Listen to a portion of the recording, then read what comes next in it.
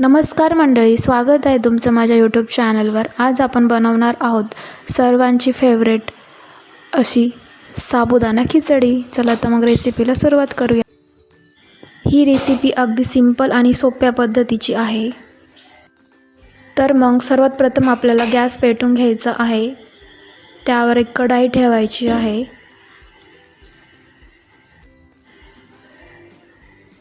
त्यानंतर कढाईमध्ये आपल्याला तेल टाकून घ्यायचं आहे। तेलाचं प्रमाण हे थोडं जास्तच ठेवायचं आहे, जेणेकरून आपली खिचडी ही अगदी मऊसूर बनेल आणि मोकळी बनेल। तेलाला चांगल्या प्रकारे तापू द्यायचं आहे।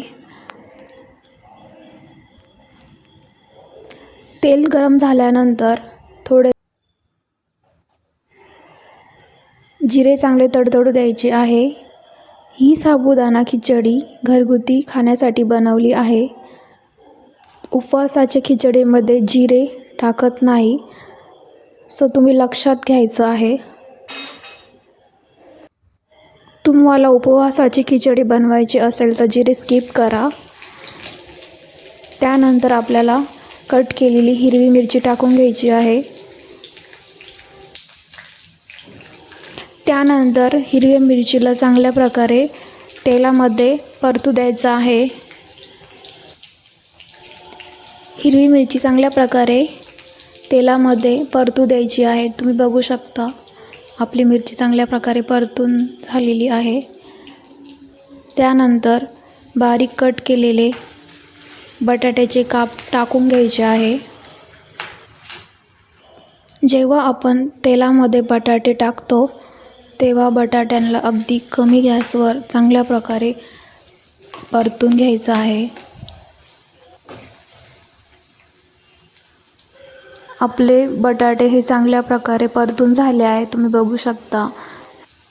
त्यानंतर आपल्याला भिजवलेला साबुदाणा टाकून घ्यायचा आहे।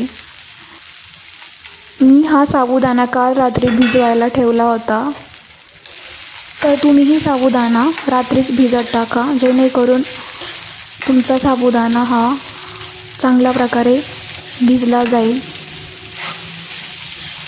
तुम्ही बघू शकता किती सुटसुटीत असा आपला साबुदाणा भिजला आहे। वाव! तर मग सर्वांना चांगलं तेलामध्ये एकजीव करून घ्यायचं।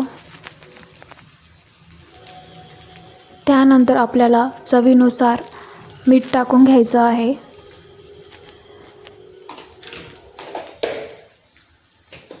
तर मग मीठ टाकून झाल्यानंतर त्याला हे चांगलं साबुदाण्यामध्ये मिक्स करून घ्यायचं व्यवस्थित। साबुदाणा बनवताना कधीही साबुदाणा हा काळ्या कढईमध्ये बनवा, जेणेकरून तुमचा साबुदाणा हा कढईला चिटकणार नाही। त्यानंतर वरून शेंगदाण्याचा कूट टाकून घ्यायचा आहे। साबुदाण्यासाठी तुम्ही शेंगदाण्याचा कूट बनवताना एक टिप नक्कीच फॉलो करा। शेंगदाण्याचा कूट हा बारीक करून घ्यायचा आहे। चला तर मग शेंगदाण्याच्या कूटाला एकजीव करून घेऊया।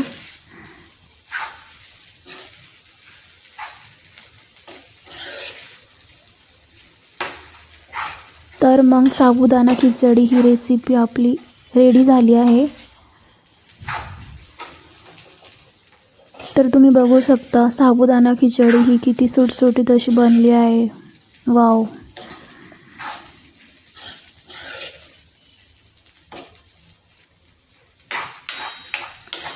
तुम्ही साबुदाणा खिचडी ही सिंपल रेसिपी घरी नक्कीच ट्राय करा। अगदी सोपी आणि सिंपल अशी रेसिपी आहे आणि अगदी झटपट अशी बनते। ही खिचडी खायलाही खूप टेस्टी लागते। तुम्ही ब्रेकफास्टसाठी खिचडी बनवू शकता। कशी वाटली तुम्हाला माझी रेसिपी आवडली असेल तर नक्कीच ट्राय करा आणि माझ्या चॅनलला सबस्क्राईब करून घ्या। चला तर मग भेटूया नेक्स्ट व्हिडिओमध्ये। तोपर्यंत बाय बाय।